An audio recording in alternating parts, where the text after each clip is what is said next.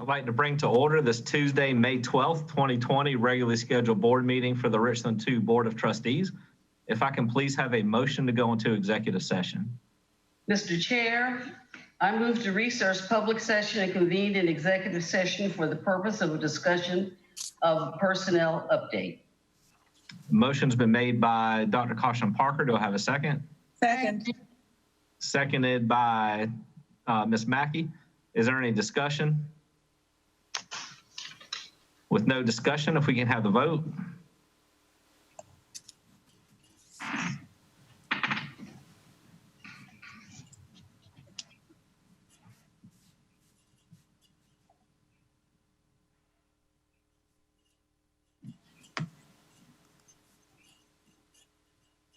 Mr. Shag, you're voting yes? Yes. Motion is 7-0. Motion passes 7-0. We will now convene into executive session. Okay. All right, I'd like to reconvene the May 12th, 2020 regularly scheduled board meeting for the Richland-Board Board of Trustees. We've just reconvened from executive session where we discussed the items made in the motion to go into executive session. Executive session, Ms. Sherman, if you will record, was ended at 5:05. Motion was made by Ms. Agostini, seconded by Dr. Holmes, and there was a unanimous vote to come out of executive session. At this time, we will now have our inspirational moment and pledge of allegiance. For the inspirational moment, if we can have a moment of silence, I would like for us to particularly think about those who have either lost their lives during this coronavirus time, our first aid workers and care workers who are on the front lines of this thing, working every day, putting their lives in danger, and those decision makers who are having to make very tough decisions about this new world that we live in. So if we can now have a moment of silence.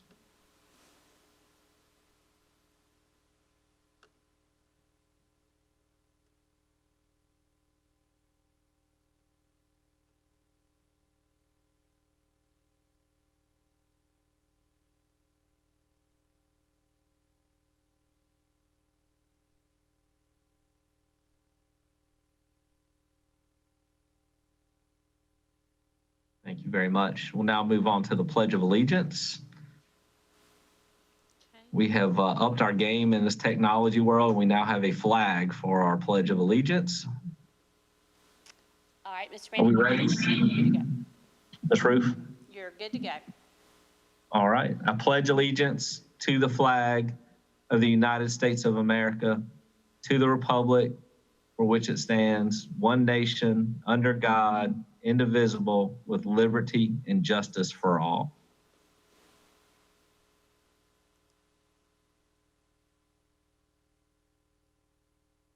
Thank you. And now if I can have a motion to approve our current agenda.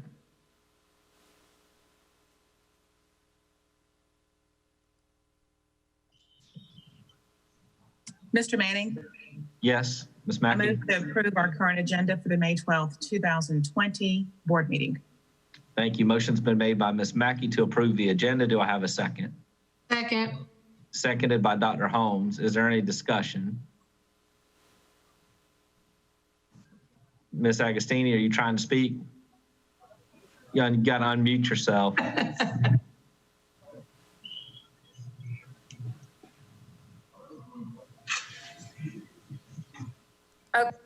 Ms. Agostini? Oh, you just muted again.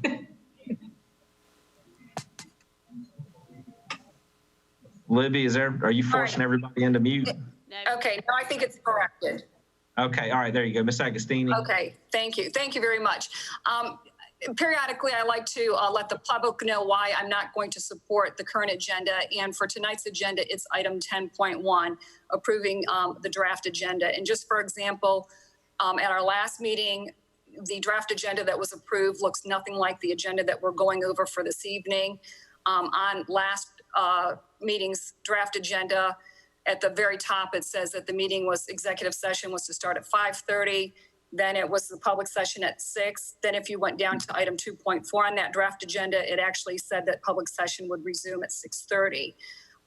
Things that were omitted that are not included tonight. We had an admission request into adult ed, student appeals, capital improvements, and policy AKA, all which were supposed to be on tonight's agenda but are not.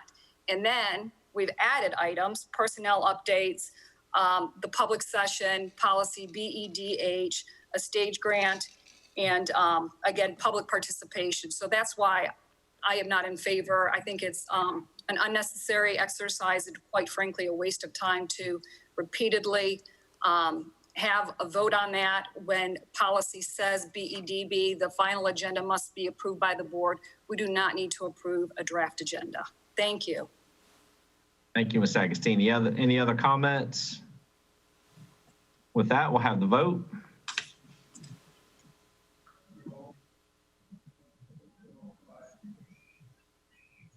Mr. Chair, Yes, sir. just as a state for the public, the final agenda is approved by the board at the present board meeting. And so that's what we're approving now as the final agenda for this board meeting. The draft agenda is just that. It's a working document and it is a draft that we provide to the board. And I would just like to reiterate that the draft agenda that we are added to our agenda was based on issues and concerns that Ms. Agostini posed in the past about items being placed on the agenda. This is an opportunity for board members to request items to be added to the draft agenda and then voted on by the board members in the current in this current meeting if they would like to see items added to the agenda.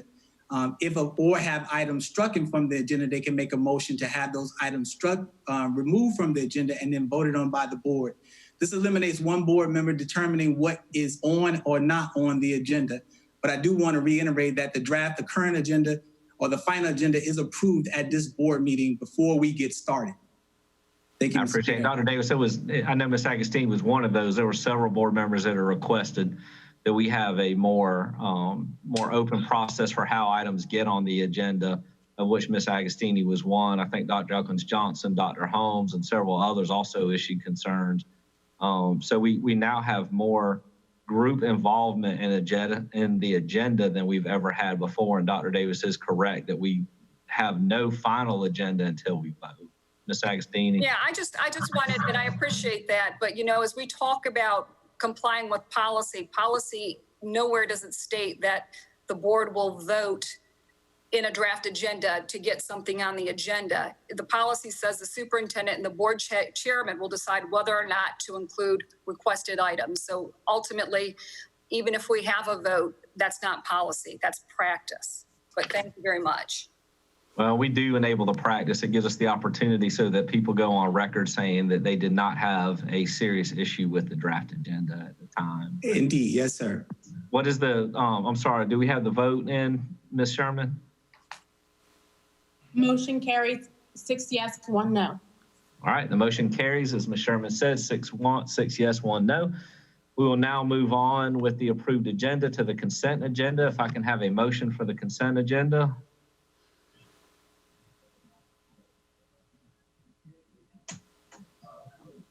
Mr. Chairman, Yes, Dr. Holmes. I make a motion that we approve the consent agenda.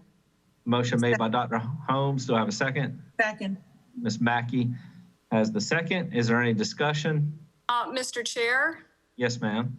I'd like to make a motion, and I'm sorry, I just found this out later this afternoon, but my motion would be to amend the consent agenda for item 5 under consent agenda, where it's redundant, basically to eliminate the first paragraph where it says resolution to approve the consent agenda for April 28th. It goes on, and then it talks about who was present, and it's an incomplete sentence, and then it's repeated down below. Ms. Sherman, can you take the vote off so that I can see what she's talking about? Thank you. All right, so on the consent agenda, because the consent agenda we're only approving the items that are on the left, approval of the consent agenda.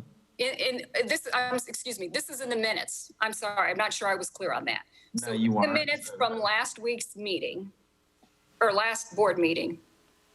Okay, so your motion is your secondary motion to the motion that was already approved I want and to. seconded is to amend the Amend the minutes from the minutes. previous meeting. Yes, sir. And can you restate your motion for that one more time, please? Okay, my motion is to remove the sentence from the minutes under 5.0 consent agenda where it has resolution to approve the consent agenda for April 28th, 2020 with the following amendments. To amend the minutes from April 21st, 2020 special board meeting to reflect all board members attended via Zoom due to the global pandemic. To amend the minutes from the March 31st board meeting to reflect Mr. Manning and Mr. Shag were present at R2IT and that Mrs. Mackay. All right, so we have a motion from a secondary motion. So this is Ms. Agostini's secondary motion. Do I have a second to approve her secondary motion? Got to make sure board members are unmuted if somebody's going to second. There's no second. I know, I thought I saw Dr. Elkins Johnson, but she's muted. Libby, can you unmute Dr. Elkins Johnson, please? Yes, sir. Give me just a second. Okay. Dr. Elkins Johnson, are you seconding? Yes. All right, Dr. Elkins Johnson is seconded. Is there any Chair. discussion on the motion? Yes, sir, Mr. Shad. I hope I'm wrong on this, but I don't know if we're able to amend something within a consent agenda motion. If you're moving on a consent agenda item, you're saying that if the motion was made by Dr. Holmes to accept the entire consent agenda, which includes the approval of the minutes and 5.3 as well, I don't know if we're allowed to go into a consent agenda motion to make a change. Well, we have to vote on the first one, then. And Dr. That's still on the floor, though. I mean, still on the table. So We're Dr. not on the Davidson, question.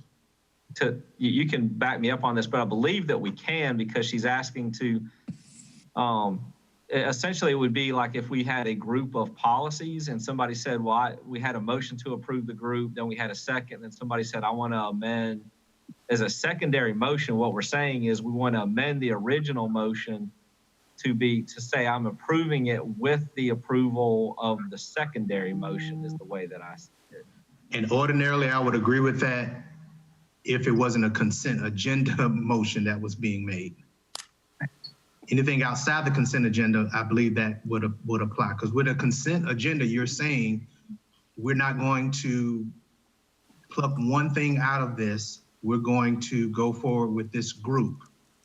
And so I don't know if this second motion, if it passes, kills that original motion or not, because it's the Let me ask you, Mr. Shad. So let's just say, for instance, if the motion was made to say, I approve the consent agenda with the recommended change, that would be an allowable motion, correct?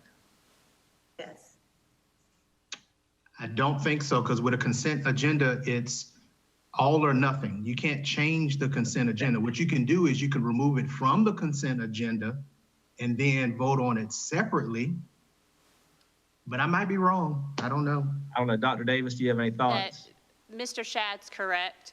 If it is determined that an item on the consent agenda requires discussion, it must be removed from the consent portion and addressed individually. Okay, so then that is.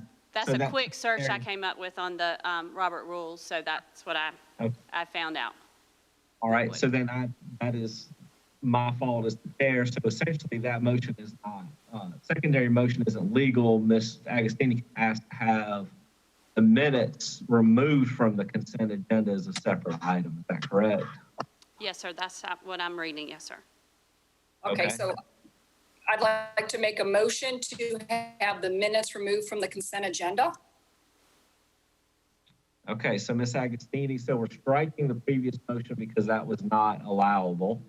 So the motion that you're now making is that we remove item 5.2 from the consent agenda. So do I have a second for that motion? Second. Seconded by Dr. Elkins Johnson. Is there any discussion on the secondary motion? So, Mr. Manning, you're addressing the secondary motion first and then going back to the previous. Help me understand the order of operation. That's here. correct. So the way that I understand it, and again, if I'm wrong, please jump in here, but he's made a motion to remove the approval of 5.2 to be its own standing item. And so if this is approved, then we would approve that, then we go back to the original motion, which is the consent agenda, but it would not include item 5.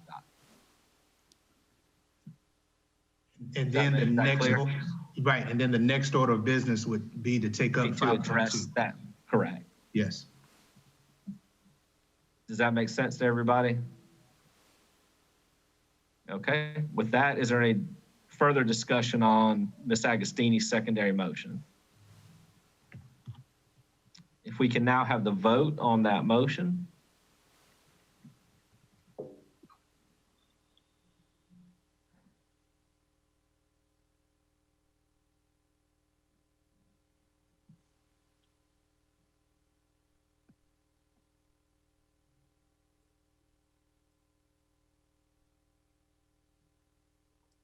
Motion is unanimous.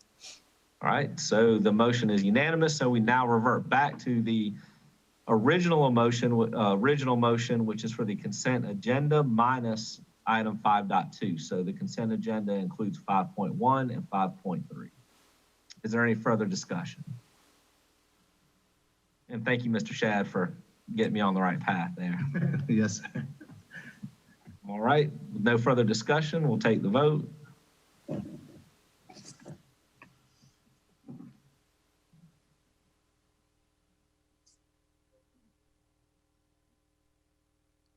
Motion is unanimous. All right, motion passes unanimously. I now need a motion on item 5.2. Okay, Mr. Chair, Ms. Agostini. and I'm sorry, I move into the public. I'm having to flip between screens to pull up the wording. I move, I'd like to make a motion to amend the minutes for the April 28th board meeting under section 5, the consent agenda, and strike the first paragraph where it says resolution to approve the consent agenda for April 28th, 2020 with the following amendments: to amend the minutes from the April 21st, 2020 special call board meeting to reflect all board members attended via Zoom due to the global pandemic, to amend the minutes from the March 31st, 2020 board meeting to reflect Mr. Manning and Mr. Shag were present at R2I2 and that Mrs. Mackay. Again, the motion is to strike that and then approve as presented. Okay, so the motion's been made by Ms. Agostini. Do I have a second? Second.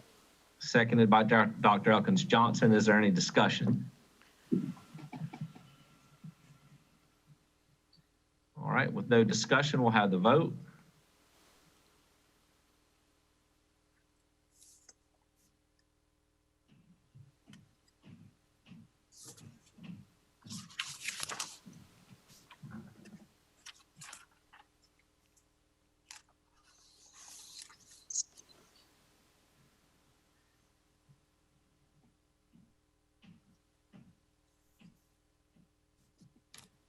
Motion carries 6 yes, 1 no. All right, motion passes 6 yes, 1 no. Next, we will move on to item 6, new business action requested, policy BEBH. We requested that we had previously suspended this policy. It's back on the agenda because we put a timeline on it. So I need a motion to approve Mr. Chair. policy. Dr. Elkins Johnson. Just a question before I make a motion. This is the first reading. Am I correct? We don't need a first or second reading for suspension of a policy, only for policy changes. So to be clear, why are we suspending this policy? The reason that we suspended it the first time and we're bringing it back is due to the limited nature of the video conferencing, there's not a good way for public participation. Certainly the public can still send emails.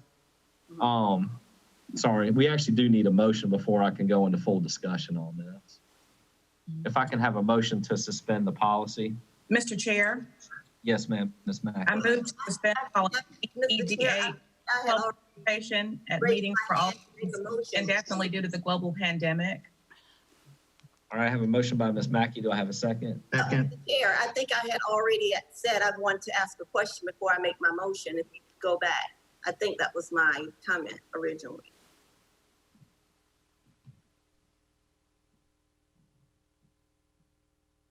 All right, Dr. Elkins Johnson, were you planning to make a motion?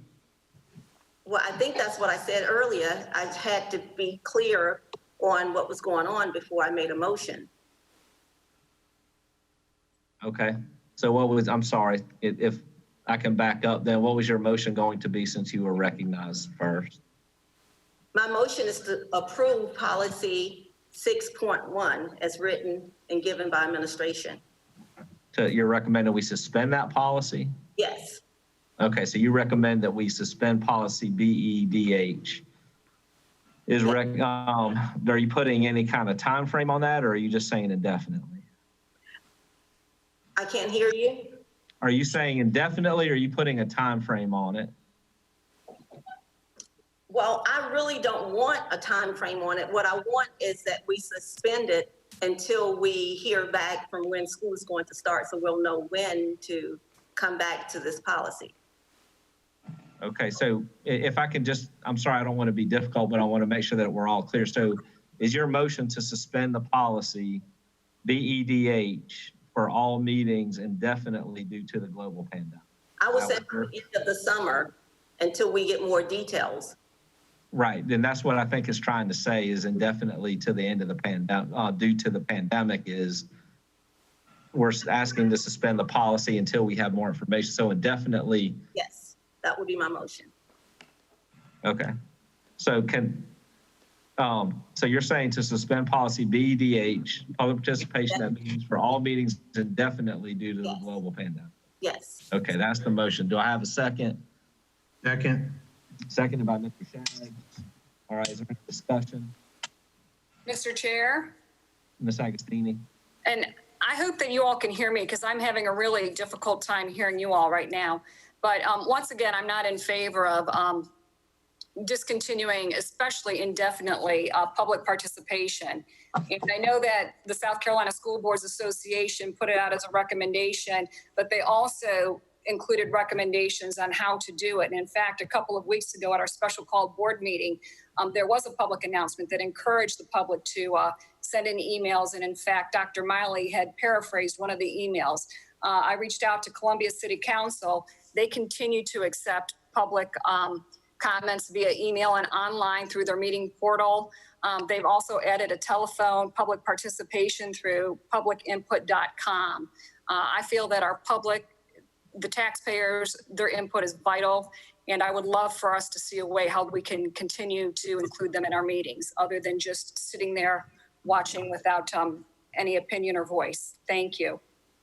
Thank you, Ms. Agostini. Is there any other discussion? And I do want to remind folks that anybody is always able to email the board, district administration at any time with concerns regarding our meetings. And appreciate the patience to the public while we go through this unprecedented time. Mr. Chair. Yes, ma'am, Ms. Mackay. Point of clarification, just reiterating that with regard to indefinitely, this is a temporary thing. It could be 2 more weeks, could be 2 more months. We don't know, but it is a temporary situation. I just wanted to get clarification and state for the public that this is a temporary fix. That is correct. Temporary during the pandemic. I'm sorry, Mr. Chair. I would need that motion reread to me because I heard it to say indefinitely and temporary. Due to the pandemic. Due to the pandemic makes it temporary, Mr. Chair, does it not? It does. Thank you. Well, the end of the pandemic, excuse me, Mr. Chair, I'm sorry. Go ahead, Ms. Agostini. That can be very subjective. I mean, if you listen to healthcare experts, some think it's going to end in 2 weeks and some think it's going to go on for another year. So, The indefinitely is, and temporary. Neither are definitive, which could be problematic. Well, I will remind the board and the public that this board traditionally has had 2 public sessions for a long time, which is there are some boards that have no public participation at all ever. This board does not intend to squash public participation. This is unprecedented times. The intent of this is during these virtual meetings. We certainly every meeting we get a little better at this. We find new ways to make these better, to have better access for folks. Under the current environment, it's very difficult. So we're asking to suspend it during these times, but it is not, the board does not intend to do this permanent. This is temporary. If I could just offer a suggestion, in the last meeting when we, the board allowed you all to set the meeting times, it was through the state of emergency. That would be more of a definitive timeline versus temporary or indefinitely. Ms. Agostini, would you like to make a secondary motion to the primary motion to ask for a timeline to be put on it? Yeah, I would like to, yes, I would like to make a secondary motion to say through the state of emergency. All right, motion's been made by Ms. Agostini. Do I have a second? Mr. Chairman, Yes, Dr. Holmes. I have a comment. The state of emergency would not filter through to what we have with the pandemic. As it stands right now, we are out of the state of emergency. We are already out of the state of emergency, which would make this a non-motion. So I think it needs to go back to what you originally had till the pandemic has been lifted. So I want to go back. I have a motion. I need a second so that we can discuss the secondary motion. All right, with no second, the secondary motion fails. So we're back to the original motion in second. Is there any further discussion on that motion? If we can please have the vote.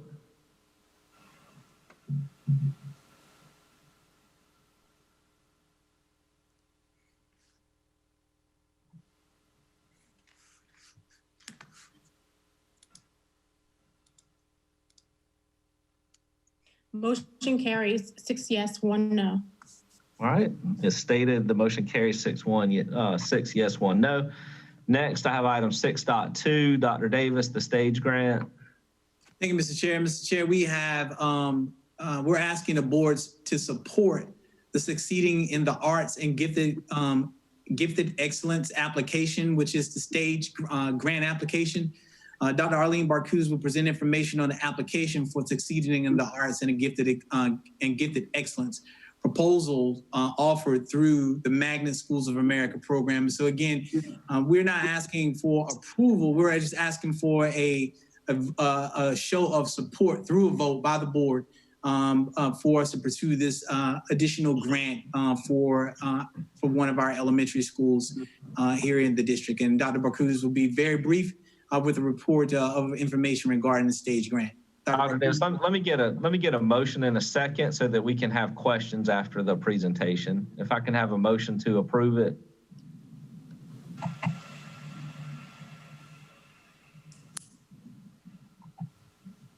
Mr. Chair, Yes, ma'am. Dr. Johnson. I'd like to make a motion that we approve the stage grant that Dr. Barcuz is getting ready to present to the board. Can I have a second? Second. Seconded by Dr. Holmes. Sorry, Dr. Barcuz, if you want to present to us so that we can, and then we'll have questions. Yes, good evening, Chairman Manning, honorable school board members, and Dr. Davis. Thank you so much for your time. I'd like to share a very brief overview of the stage project. That is the title of our grant application, which will be submitted to the U.S. Department of Education. The title is actually an acronym. It stands for Succeeding in the Arts and Gifted Excellence. Now, from a historical perspective, last July, I convened a team to come together to brainstorm the possibility of creating a school-wide magnet at Joseph Keels Elementary. Principal Alvera Butler, Barbara Turner, who is the Director of Magnets in the district, Dr. Shealy, and the teaching and learning staff. They came together and they were all instrumental in designing this comprehensive application. There are 4 main components of the grant: creating engaging activities in our core content areas of English language arts, math, science, and social studies, integrating the arts. And the arts would be the performing arts of drama, dance, strings, and creative writing, implementing AVID. As we know, most other schools in the district are very familiar with AVID, and Keels has already started this. And the last component is providing gifted and talented strategies, because we want to encourage each child to discover his or her giftedness. So the outcomes would include increased student achievement, expanded student interest in the arts, and an additional emphasis on the gifted and talented strategies. If this grant is funded, it will be a 5-year project. We are working with Dr. Diane Monrad and her team from the University of South Carolina to evaluate the grant, which is a requirement of the grant. And as Dr. Davis said, I am asking for your support of this grant project. So with this very brief overview, I do know that Principal Butler and Ms. Turner are joining us on this Zoom meeting, and we would definitely be happy to answer any questions that you might have about the project. Board members? Dr. Buckets? Dr. Holmes? Hey, how are you? I like what you're doing with the grant, but I do have a question. Was this grant a needs-based grant, or was this just an open-ended grant? Dr. Holmes, that is an excellent question. Every grant that we write is based on need. And we looked at Joseph Keels Elementary and the students there and how we might best serve them. And it was actually Principal Alvera Butler who herself, she is very interested in the arts and especially the strings. And we thought that it would definitely be a good fit, not only for the students there, given the student demographics, but also the principal's interest. Okay, thank you. You're welcome. All right, other questions? All right, with that, we'll have the vote.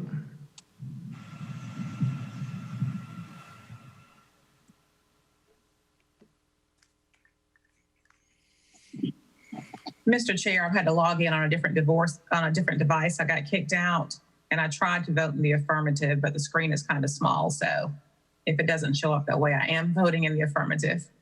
Okay, thank you. Okay, thank you. Motion is unanimous. All right, thank you. Item 7.1 is no longer needed since we suspended the policy. Item 8.1, there was no items to vote on out of executive session.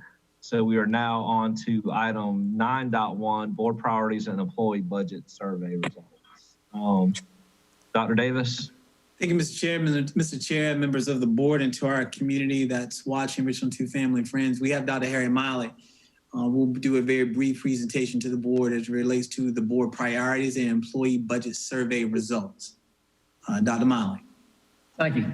I'll be as brief as I can. As you can see in the attachment, the priorities set by the board, these were aggregated by the frequency of votes. And as you can see, the #1 priority was to maintain low student-teacher ratio. Second was recruitment and retention of employees. Increasing starting salaries to $40,000 was #3. Safety and security at all facilities was 4. Continued improvement in student discipline procedures. #6 was increased professional development for teachers. 7 was increased funding for CAPE programs. 8, increased staffing and training for special education teachers. Ninth was cultural competency training for all teachers, and number 10 was leadership development programs. These are fairly consistent from year to year, and it was a pretty tight scattering of voting, and so they were all considered very important by various board members. Dr. Miley, if you could give me 1 second, I just want to check with our communications audio team. I think the information you was presenting does not match what was being shown on the screen, so we can get an opportunity for that information regarding the board's priorities to be shown on the screen. That's the employee survey that we're seeing right now. Yep. And so we need to see. There you go. There we go. We need to see that. That's no problem. But I just wanted to make sure that we were clear so that the public could see that information for themselves. Thank you, Ms. Ruth. That mix-up was probably my fault from last week. I actually had sent an incorrect diagram out for consideration, and so I updated it, and so that's probably my fault, not the fault of other people. But there you can see the correct ranking from top to top, from number 1 being the top priority, number 10 being the lowest priority. Obviously, they were all high priority issues, but that's the ranking. If there's no questions, I'll move on to the employee priorities. The employee priorities this year, we did something different thanks to John Arnold. He suggested that we have had better participation in various surveys if we include a little video clip of Dr. Davis, which we did.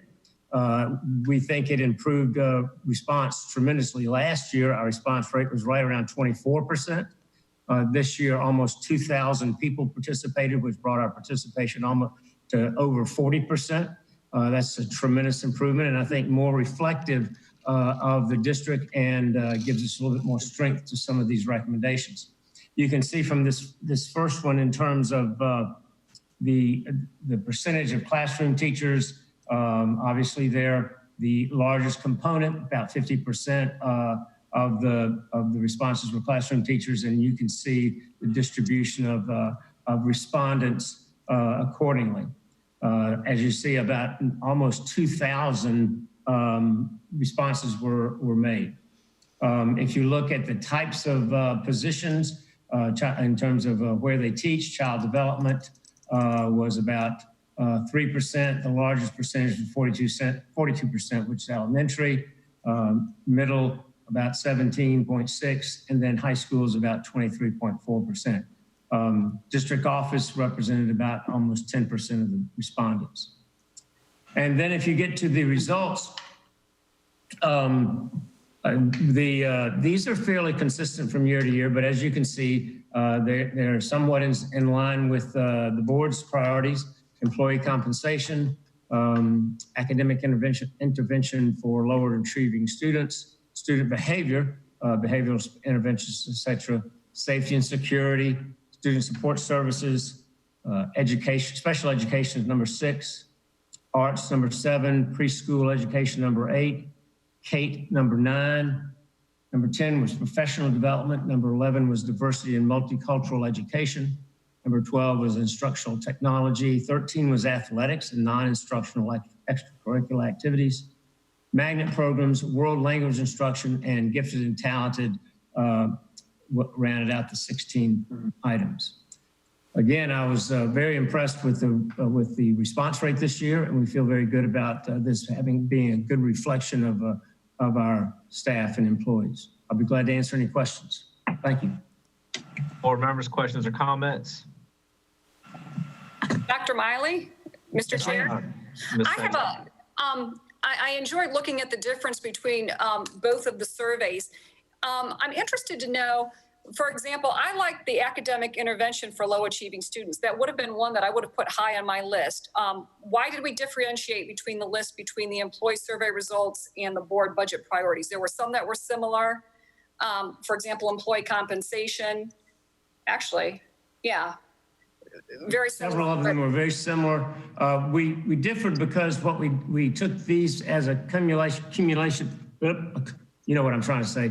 We took these from previous responses from board members. When we had a more open-ended response from the board members.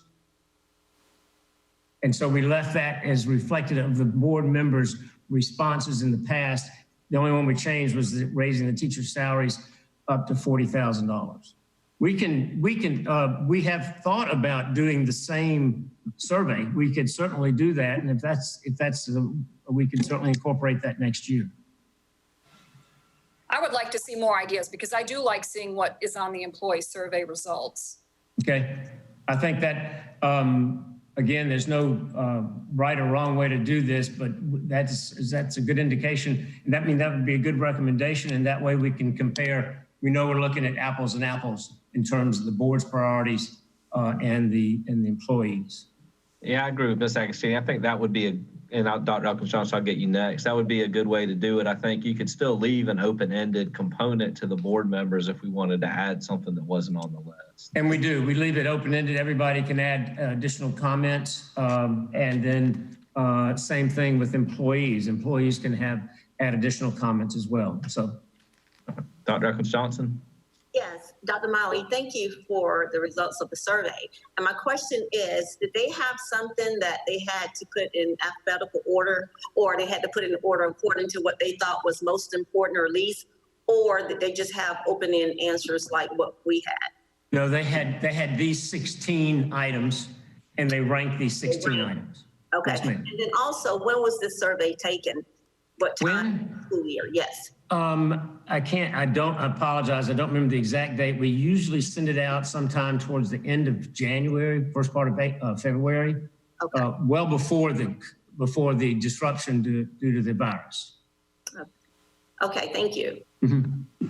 Other board members, questions or comments? Mr. Manning, if board members are interested in completing the exact same survey that we sent to staff, we'll be more than happy to send out a survey now and allow the board to complete that same survey.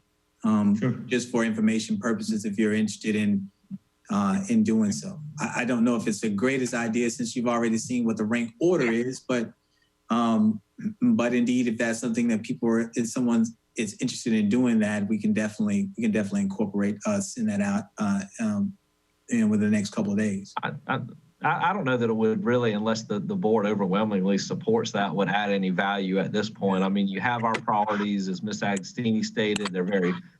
I think there's enough similarities, and Dr. Miley, correct me if I'm wrong, but I think you have enough guidance between the two to understand what the priorities are. I think so too, and we certainly can do that for next year, and whatever the board would wish. But I think that's probably a very good suggestion, and we can be consistent across the two groups. Good deal. Thank you. But thank you, Dr. Davis, for offering that. Yep. I appreciate it. All right, other questions or comments? Thank you. Thank you very much. All right, we will now move on to our next agenda item, which is 9.2, a report on our military community liaison. Dr. Davis. Thank you, Mr. Chair. Mr. Chair, members of the board, and to our Richland-2 family and community, we have Ms. Kelsey Carter, who's going to provide for you a very brief update. I think she's provided for you more detailed information in your board packets regarding the military community liaison board report. However, there's some important information I think that is relevant to this board meeting as we are all grappling with the issues of COVID-19. So if Ms. Carter is prepared, we'll let her jump in for her very quick presentation. Ms. Carter.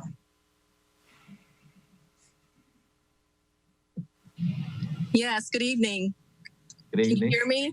Good evening. Good evening. Hi. I wanted to first start by thanking the board for all of your support and your commitment to our military families and to our military connected students. And thank you also, Dr. Davis, for allowing me a few minutes on the agenda this evening. I will be very brief. You all have already received a presentation, a more comprehensive presentation of about 80 plus slides.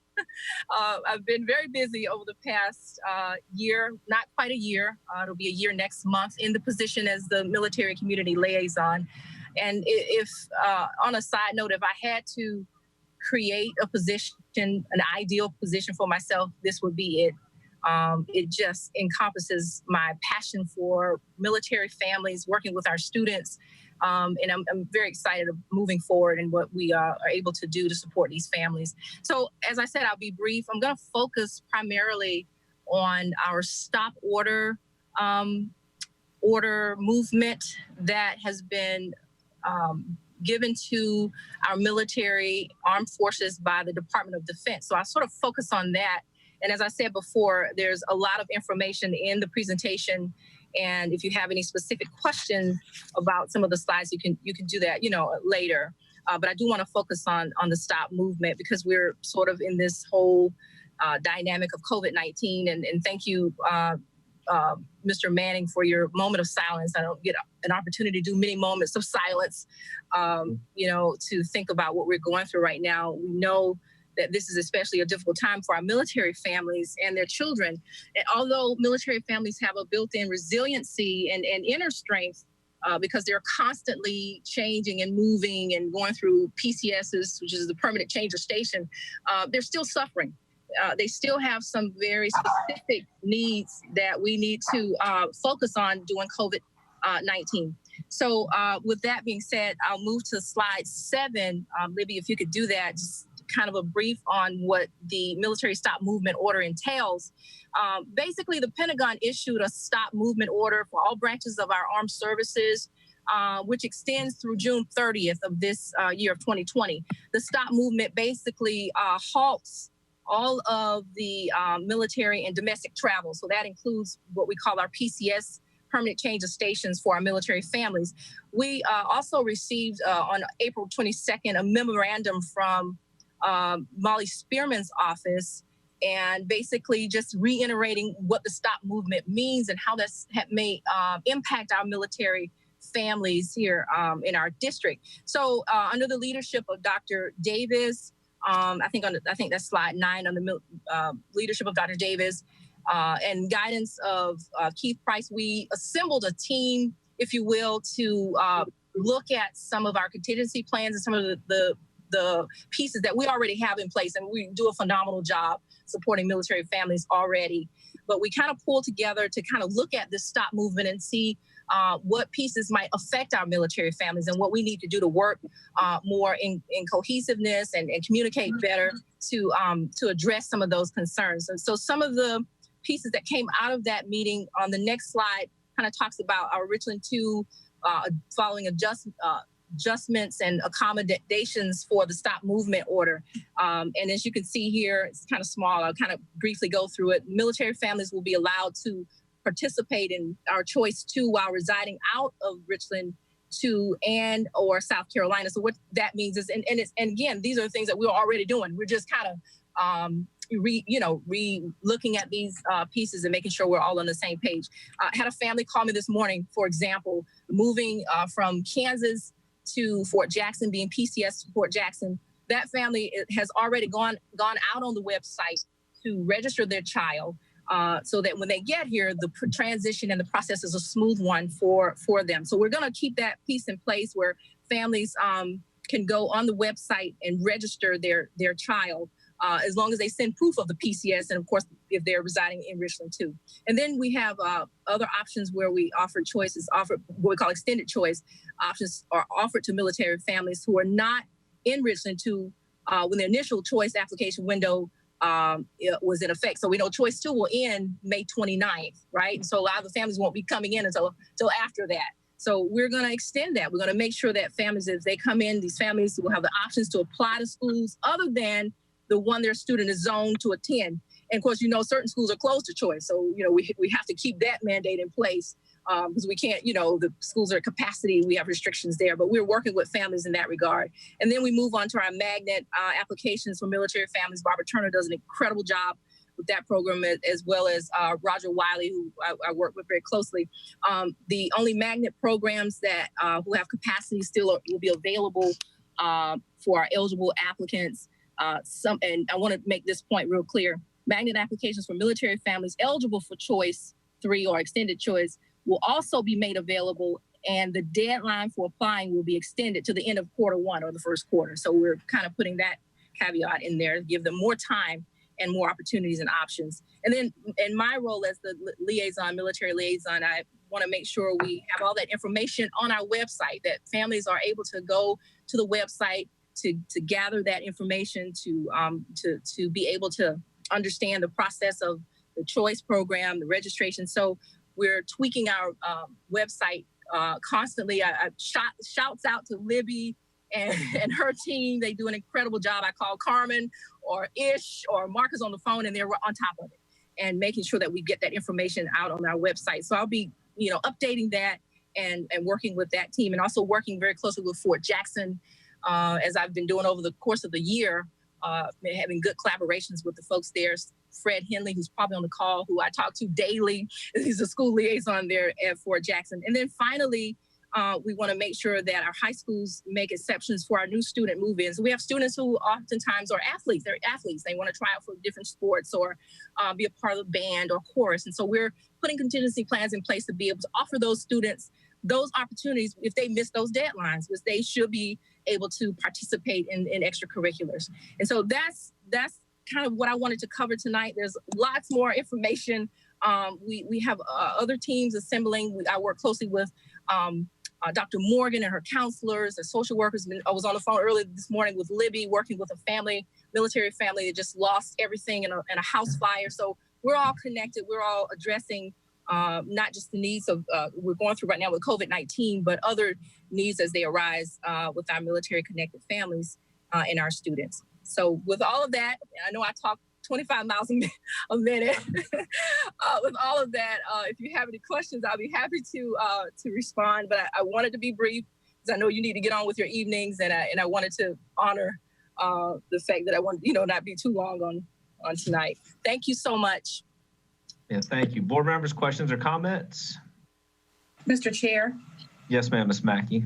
To Ms. Kelsey, I just want to say thank you. I know there are a lot of moving parts with regard to the military while we're trying to combat public enemy number one and trying to coordinate education. Just want to say thank you. I won't get into all the details that you've just shared with us, but thank you for taking the time to do so, and bless you for what you're doing.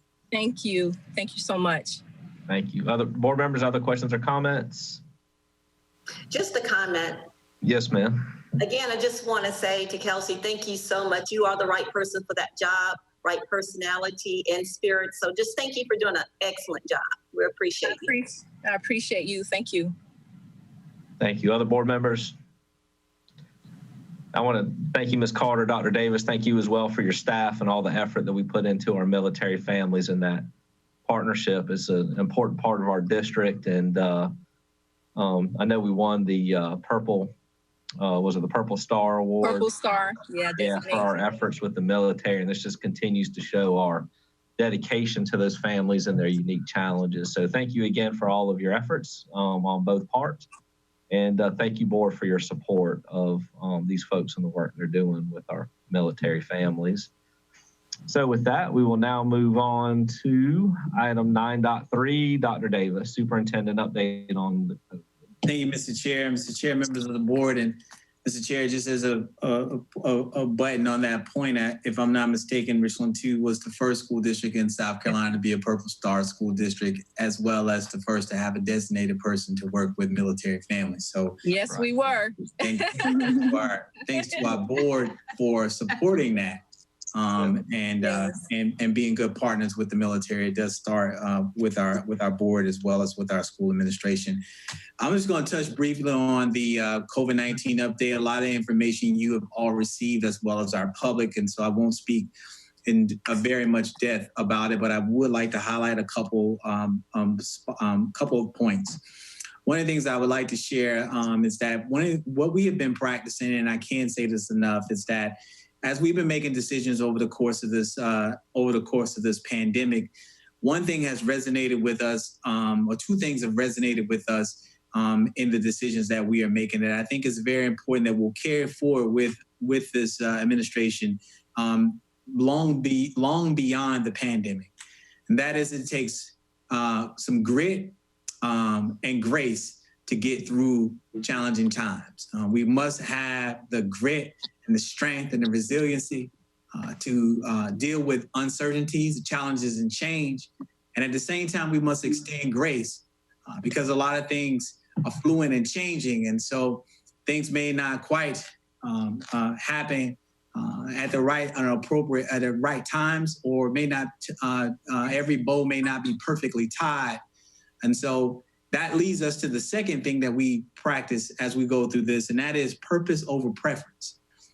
We ask that we look at the purpose of what we're doing and what is the purpose of what we're trying to accomplish, and set aside preferences or personal preferences about what you would like to see done, and make sure that our personal preferences don't supersede the purpose of what we're trying to achieve as a district and as a community. And so that is something that has been really guiding points for leadership over the course of these few weeks as we've been dealing with COVID-19. And our graduation task force is a perfect example of that. You know, we established this graduation task force that was going to recommend for us what high school graduation was going to look like and for the class of 2020. I realized today that the class of 2020 many of them were born the year after 9/11. And so this class has seen a lot in its 18 years that it has been in schools. And on that task force, we included administrators, student leaders from all high schools, principals, and various members of the district office staff, from the healthcare professionals to operations. And we even enlisted the support of Fort Jackson, where we got a specialist in logistics to assist us. The students were able to share with us what they requested for the different types of ceremonies that they would like for us to consider. We took those things into considerations, and we developed a survey and sent that survey out to all participants. And then we selected and voted on the top choice. And now we're in the process of setting up the logistics to make that happen. I had an opportunity to visit Perone this afternoon, prior to the board meeting, just to see where we are and how we're progressing. It looks like we're progressing nicely in the logistics side of things. And Perone has received a very deep and thorough cleaning. As soon as you walk into the stadium, as big as it is, you can actually smell the cleaning that has been taking place in Perone. And so we're progressing nicely there. Our graduations are set for June 1st, 2nd, 3rd, 4th, and 5th. We are reminding our public that we will be live streaming those graduation ceremonies, and you can go to richland2.org/live stream to see it. On June 1st at 8 a.m., we'll have Spring Valley. June 2nd at 8 a.m., we'll have Richland Northeast High School. June 3rd will be Blythewood High School at 8 a.m. June 4th will be Westwood, and June 5th will be Ridgeview High School. All graduations will be taking place again at Perone Stadium, and they all will begin at 8 a.m. It's very important for us as we're working on physical distancing and making sure we're practicing good social practices as it relates to protecting ourselves and others. We are limiting the guests to 2 guests per graduate. Seniors will be given 2 tickets, and guests must present and turn in their tickets at the gate. Guests will not be allowed to attend without the 2 tickets. And I know for some that's a difficult choice, and my heart goes out to those families who have to make that decision. But we have one graduating class, as I shared before, that's 555 or 560 students, and everyone would not be able to have additional tickets and be able to accommodate inside Perone. So we had to make that difficult decision to cut those tickets down to 2. And so we do apologize, or we do regret, I should say, if that creates any inconvenience for our families. Please know that was a very difficult decision for us to make. Out of consideration for health and welfare of all guests, we ask that parents ensure that anyone that may be running a fever and not feeling well or showing signs of illness, that they do not attend the ceremony. No congregating will be allowed. Guests will be seated by ushers, and no seats will be reserved. Seats will be marked and maintain 6 feet of separation between seated guests. Masks will be required. The district is providing masks for all of our seniors, as well as for our staff as well. We're asking the guests to bring their own masks. We will provide masks for for our administration and board members as well. The clear bag policy will be enforced as you enter Perone as well as you enter the stadium. So that will be our graduation plans. We had a second task force, which was charged with the end of school plans, and that task force has met over multiple days over the last few weeks and to develop plans for the closing out of schools, which we are already implementing. And so they also came up with the recommended procedures for safely collecting materials to be turned in at school. Those plans have been shared with our parents over the last several days for elementary and middle school, as well as high school. May 26th to June 5th, underclassmen will be dropping off their items at schools, and schedules will vary by high school and will be communicated to the students, and parents by each of the schools. Students who will remain in Richland 2 next year will keep their Chromebooks during the summer. Students that won't be returning back to the district will be picking up their Chromebooks. They'll be delivering their Chromebooks to the Technology Depot Service Center at Lone Leaf Middle School. And high school seniors will return their Chromebooks during the week of May 11th through the 15th. We had an opportunity to send out a survey. And so we partnered with Bright Bias to gather input from parents, teachers, students, and principals, through a brief survey. This will provide us with information about how students, parents, and teachers are experiencing the remote learning. And so we're really interested in getting that data back to see how we can improve in case we have to pivot back to a virtual platform in the very near future or at a later time. But this survey will provide us with some insight, and we'll be happy to share that information with the board as well. The result will be used to help us understand the resources available to our school community and to allow us to improve the e-learning experience for all of our students. We continue to provide meals for children 18 and under, Monday through Friday, at designated school sites and community sites. And the locations, again, you can find at the richland2.org/free meals. On last Friday, we started giving out breakfast and lunch on Saturday and Sunday, in addition to the meals for on Friday. A waiver from the federal government will allow us to continue distributing meals according to this plan through June the 30th, and we plan to do so. And we're waiting on more information from the federal government before announcing plans for the remainder of the summer. We're also, last but not least, as you know, we assisted in providing a location for COVID testing in our community at Rice Creek Elementary. We're in the process of working with MUSC for an additional site. And so we're working on the details of that site for the 29223 zip code. And as soon as that is finalized, we'll get that information out to the board on where the location, dates, and times of that site. But it is tentatively, and I'll say it again, tentatively scheduled for the 18th, the 20th, and the 22nd at Richland Northeast High School. Tentatively scheduled for the 18th, the 20th, and the 22nd at Richland Northeast High School for another free testing for COVID-19. And Mr. Chair, that completes my COVID-19 update, and I answer any questions if there should be any. Mr. Chair. Mr. Chair. Thank you. Thank you, Dr. Davis, for your update. And I really appreciate the task force for putting the graduation together for our seniors and also for the closing of the school year. Dr. Davis, I read in the paper, Superintendent Spearman was talking about 30 to 40,000 students not being accounted for in South Carolina. I was really pleased to get my call from Spring Valley the other day to make sure that Caroline was up and moving and doing her thing. Do we have a number of students that are unaccounted for in our district?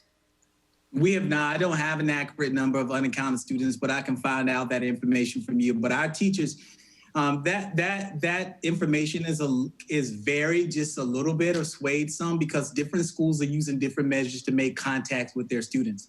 Some school districts are not using remote learning at all. They're only going by packets. And so some school districts have no way of connecting with their students via technology because they don't have the infrastructure of the technology in place to do that. You actually be amazed at some school districts that, based on their size, that don't have that technology accessible to them. It is a requirement that our teachers are documenting in Bright Bites whether or not they're having difficulties connecting with students. And from my conversations with teachers, I've heard many teachers who have continuously reached out to their students until they've made some form of communication. So I don't know at what point in time when she presented that data, specifically where that data came from, how many attempts were made before they then decided that that student was not, they were unable to connect to that student. But we can look at the numbers for our district and give you some sort of idea in a board brief of what that challenge looks like here in Richland too. All right, thank you. All right, other board members, questions or comments? Mr. Chair, Yes, ma'am. I just wanted to take a minute to thank Dr. Davis. I mean, we have a lot of moving parts in the district, but at the end of the day, in the beginning of the day, people are dying at an alarming rate as a result of COVID-19. People are sick. People are having to exercise quarantine, stay at home or either trying to work while socially distanced. There are people who can't work right now, and you add to that the mix of trying to keep our students educated and a myriad of challenges that they have at home. So I know that Dr. Davis and I have participated and engaged in a lot of your Facebook updates. I know your Twitter, your social media, you're constantly emailing us to let us know the status of the things that you have going on. And I appreciate the constant updates that you make to the community. But at the end of the day, we have lots of details that we're working on and preferences. I think you said something, purpose over preference. I want to thank you for acknowledging the preference. We're in uncharted waters in this country, in this state, in our district, with regard to people's very lives and their health. And I want to thank you for keeping that a priority. That is important. That is the big shit in the room. All that you're doing to combat public enemy number one, while accommodating, the things that come from your staff, the community, from board members. But at the end of the day and the beginning of the day, COVID-19 is very real, and it has changed the way that we educate our children. And with regard to graduations, I wanted to commend you. Nothing is perfect, and no person is perfect. No entity is perfect. So I'm not holding anyone to a standard of perfection. But while we were scratching our heads trying to figure out what was going to be done with regard to students graduating, you all were already at work figuring that out and giving us scenarios. And I just wanted to tell you that I appreciate that. I can't imagine trying to continue doing the day jobs that you all are doing, but you're managing to do that, to continue doing the things that would ordinarily be easy in times that weren't quite so tenuous. So I just wanted to tell you that we appreciate what you're doing. It's got to be very hard to do your day jobs while combating COVID every few days, and you're staying on top of what Governor McMaster and what the White House administration updates us with every few days, and staying on top of that, and all of your Facebook lives and your social media updates and the updates that you send to us. You exude that you're very knowledgeable on those updates. So I just wanted to express that is absolutely our purpose and our priority right now. And I appreciate you taking stock of that. Thank you, Mr. Chair. Thank you, Ms. Mackay. Other questions or comments? Mr. Chair. Yes, sir, Mr. Shad. Just very briefly, thank you, Dr. Davis, for all that you all are doing. And I wanted to commend our district for joining in the process of offering the free testing, allowing our site. I know there were some, this was new to our district in terms of that first day, but thankfully we made the adjustments with regard to traffic and that sort of thing. And I'm heartened by the fact that we had a great number of folks that wanted to get tested, that wanted to see what their status was. And of course, the District 2 played a role in it. And of course, I commend you all for the food program. I'm grateful that the waiver is in place and we'll still be able to feed our students at least to June 30th. Hopefully things will be better, but if it's not, hopefully we'll get that waiver extended, or a second waiver, so we can continue to feed them throughout the summer as well. I did want to just provide a little bit of context with regard to the article that was mentioned earlier. As I understand it, the article that Ms. Spearman spoke of, it was an estimate. I believe it was about 4 to 5% of the students have not checked in with their teacher. So, as you stated earlier, in terms of packets, kids might be doing the work, they just hadn't actually spoken to their teacher And of course, we know broadband or the lack of broadband is a challenge, and especially in our rural areas. I know you've taken on that leadership role, Dr. Davis, in pushing our state, the General Assembly and the governor to try to get broadband here in South Carolina. The digital divide is a real thing, and we know that that has been exacerbated by this pandemic now and how we are addressing this. And of course, that goes to the equity issue that we have as well in this state and across the nation.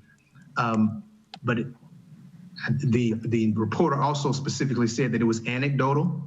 It looks like this information, and it sounds, 30,000 students out of the many thousands of students that we have, but the 4 to 5% that have not connected with their teachers since March with the shutdown. Again, just to provide more context, that was with 1,000 teachers that came from 1,000 teachers. We have about 48,000 teachers around this state of South Carolina. So I appreciate you giving us that response, though, as in terms of what we have here at home and the response that we have given with regard to our e-learning. And we just encourage our parents to still make sure that their kids are doing what they need to do, even if they're on a different sleep pattern now, like mine. Thank you, Mr. Shad. Other questions or comments? Just a comment. One of the Dr. Johnson. Yes, for their comment. And I understand what Mr. Shad is saying, but to me, even one lost sheep is too many. So we want all of our students making sure that they stay in tune with their teachers and with their school to make sure that they're getting their work done, because one is one too many. Thank you. Other questions or comments? Mr. Chair, I apologize. Dr. Davis, have you gotten any information that even one of our students has not been accounted for? We're going to use that term. I have not received that information directly as of this meeting. We have, we have procedures and protocols in place where teachers are reaching out to students if they are not showing up for class, or if they're not logging on, or they're not able to make communication with those teachers.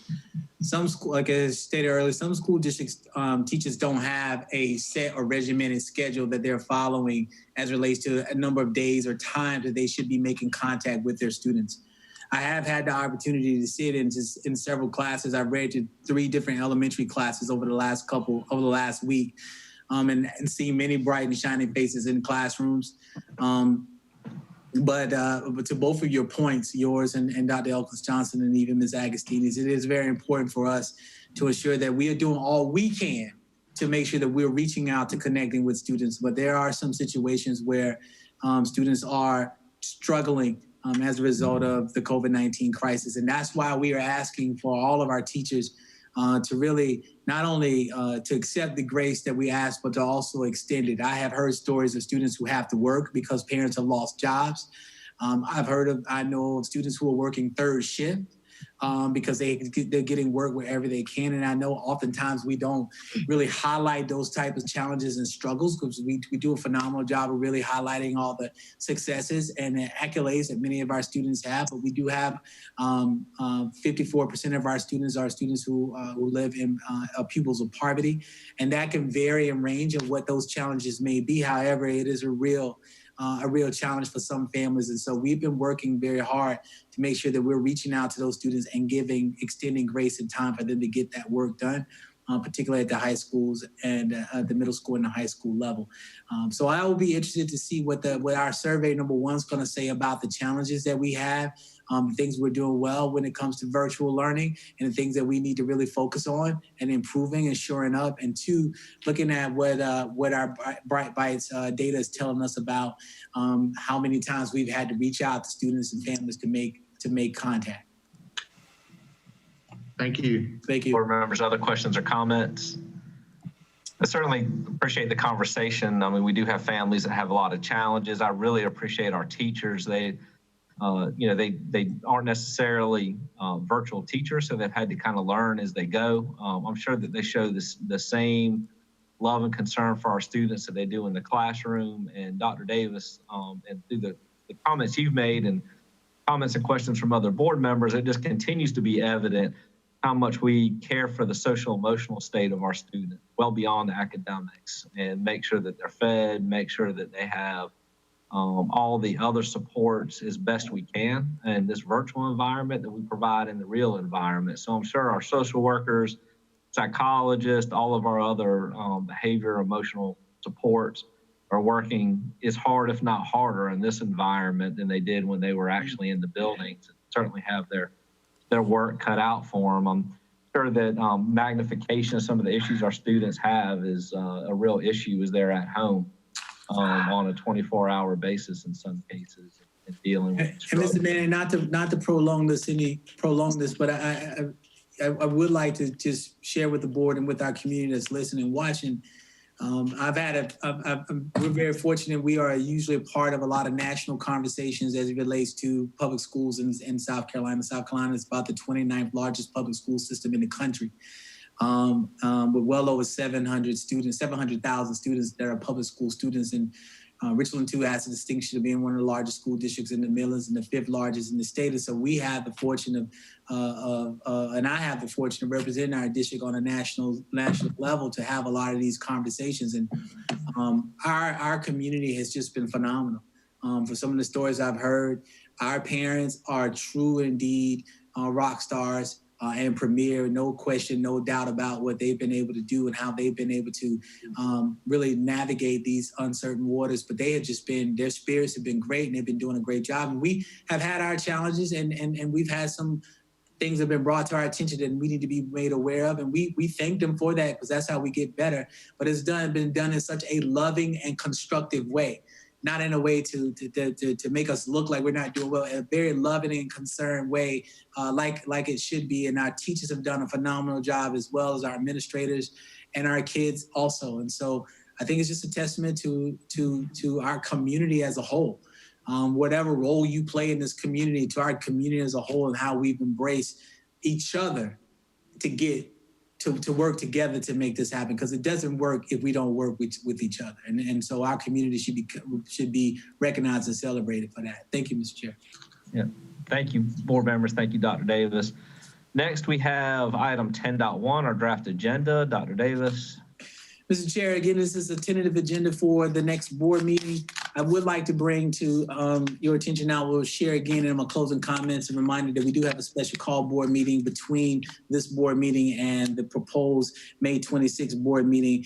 But we're expected to start our regular call board meeting at 4:30 with the public session, call executive session at 4:30, and then the public session to begin at 5.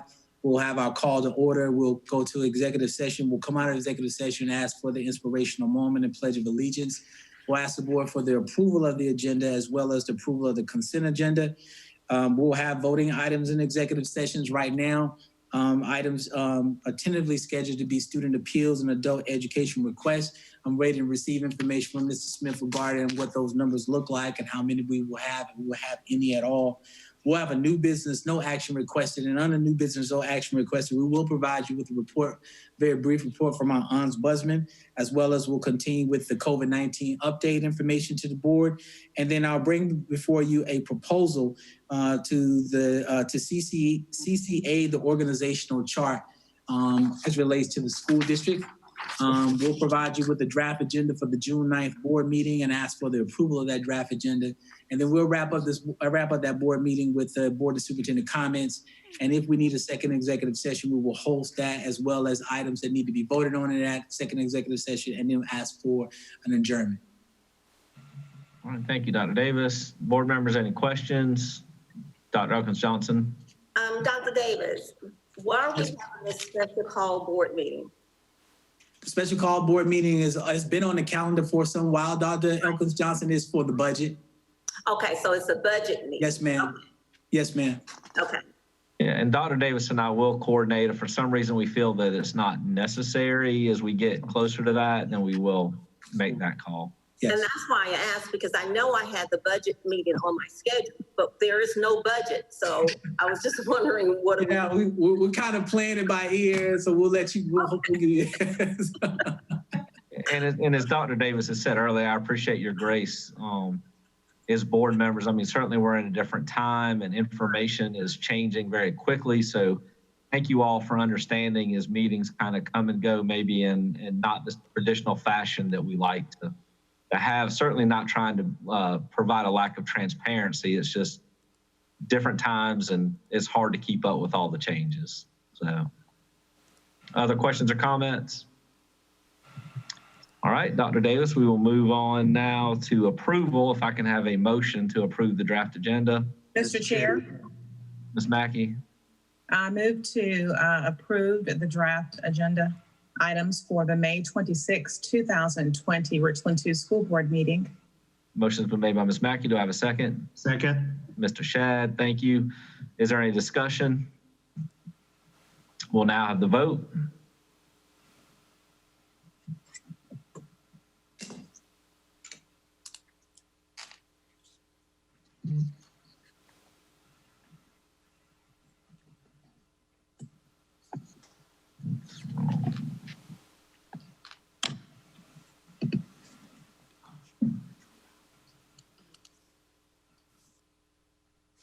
Motion carries 6 yes, 1 no.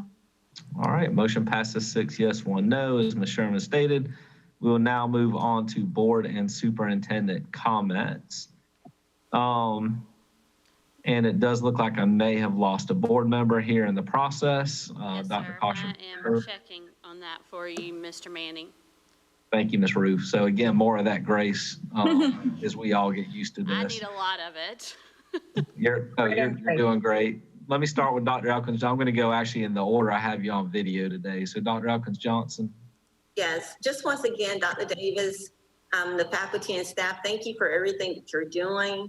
I mean, I know you have a tough job, but you're doing extremely well. So thank you for all that you do for our students and that you continue to do.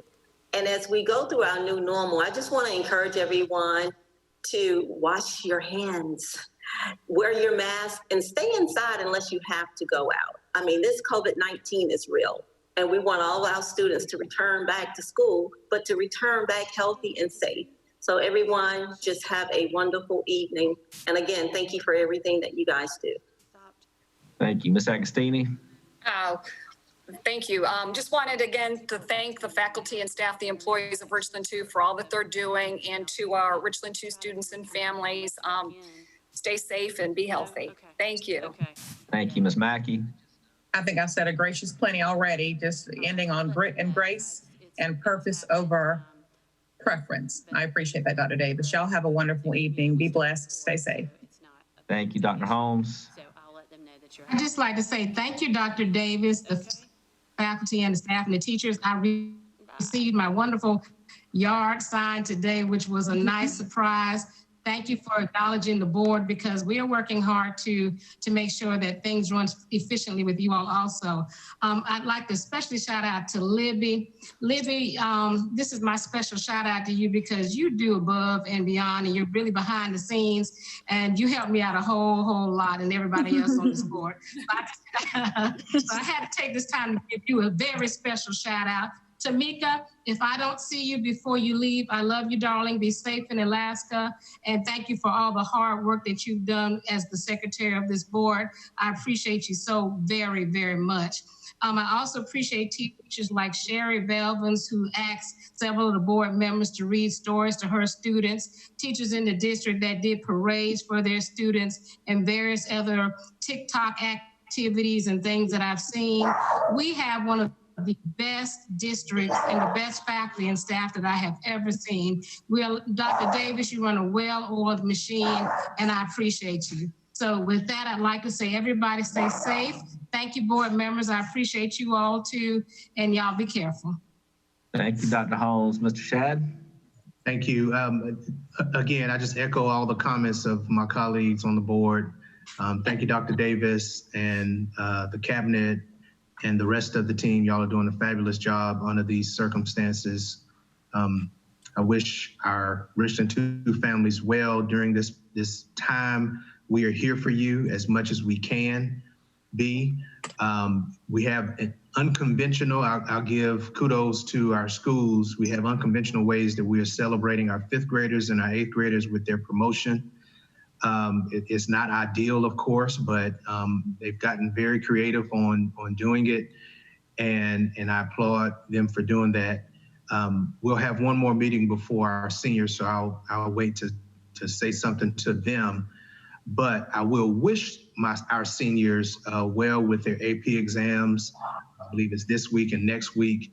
I trust that they'll do well under these circumstances, and they'll just blow it out of the park. And I want everyone to have a good night, and of course, continue to remain safe and follow all of the guidelines so that you and your loved ones will stay safe. Thank y'all.